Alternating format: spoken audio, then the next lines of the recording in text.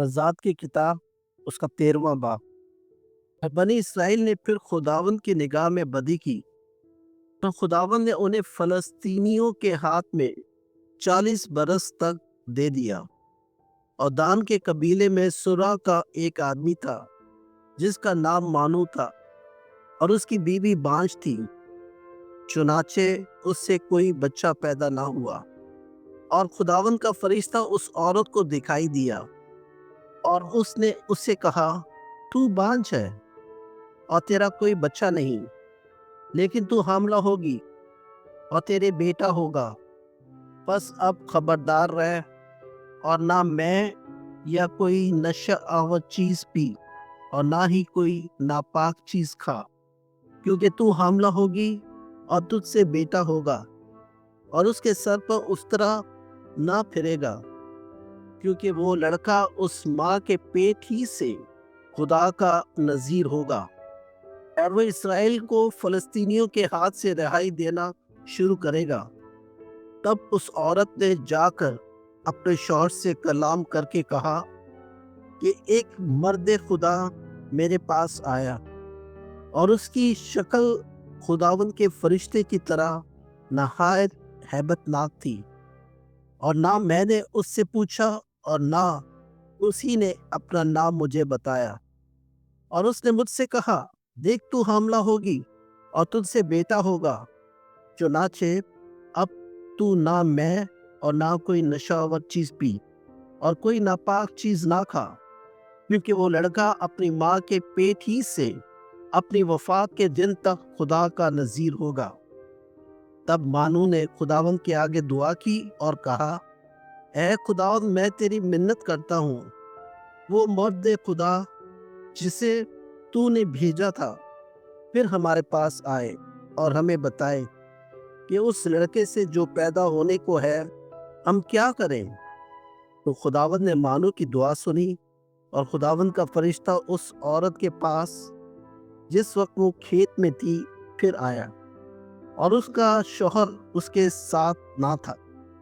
تو وہ عورت جلدی سے دوڑی اور اپنے شوہر کو خبر دی اور کہا، وہ مرد مجھے دکھائی دیا ہے جو اس روز ہمارے پاس آیا تھا۔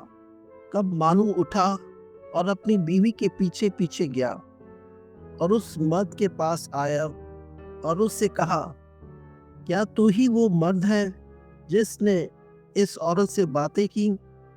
اس نے کہا، میں وہی ہوں۔ تب مانو نے کہا کہ جب تیری بات پوری ہو تو اس لڑکے کا کیا فائدہ ہوگا اور وہ کیا کرے گا؟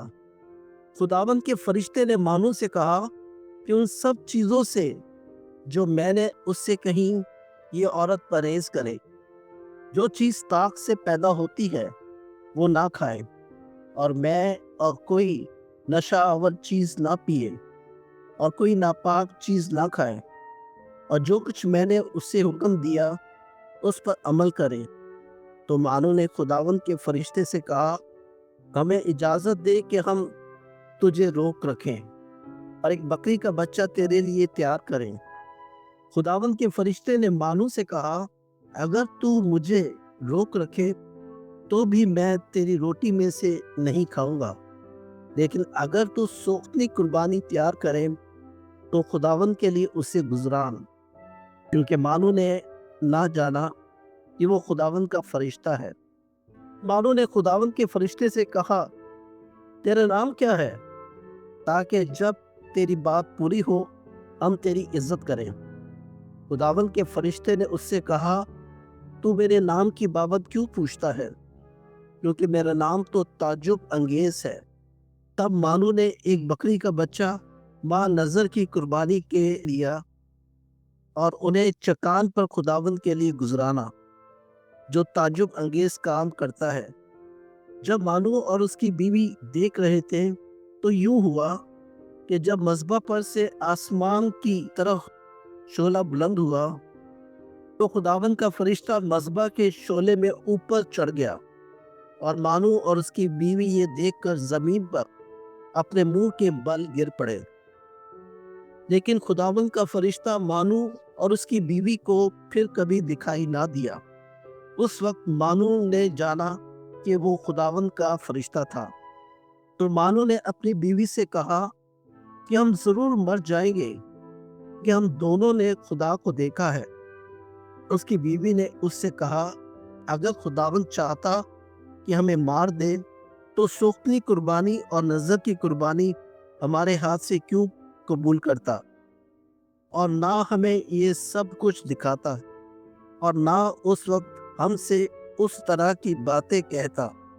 اور اس عورت سے بیٹا پیدا ہوا، اور اس نے اس کا نام شمشون رکھا، اور وہ لڑکا بڑا ہوا، اور خداوند نے اسے برکت دی، اور روح خداوند نے دان کے خیمہ گاہ میں سرا اور اشتاؤل کے درمیان اسے متحرک کرنا شروع کیا۔